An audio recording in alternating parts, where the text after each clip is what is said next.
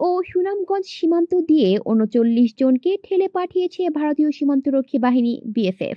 মঙ্গলবার ২৪ জুন ভোরে সিলেটের জৈন্তাপুর ও সুনামগঞ্জের ছাতক সীমান্ত দিয়ে তাদেরকে পাঠানো হয়। এ সময় বিজিবি সদস্যরা তাদের আটক করে। ৪৮ বিজিবির অধিনায়ক লেফটেন্যান্ট কর্নেল মোহাম্মদ নাজমুল হক এ তথ্য নিশ্চিত করেছেন।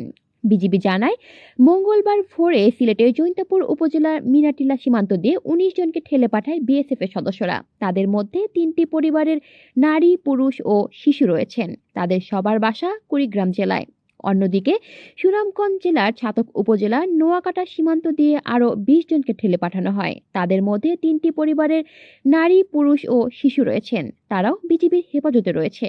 আটককৃত ২০ জনের মধ্যে ১৯ জনের বাসা কুড়িগ্রাম ও ১ জনের পাবনা জেলায়। বিজিবির লেফটেন্যান্ট কর্নেল মোহাম্মদ নাজমুল হক জানায়, সীমান্ত দিয়ে পাঠানোর পর সঙ্গে সঙ্গে তাদের আটক করেছে বিজিবি। আটককৃতদের সংশ্লিষ্ট থানা পুলিশের কাছে হস্তান্তরের প্রক্রিয়া চলছে। কলি শিকদার, বাংলা নিউজ নেটওয়ার্ক।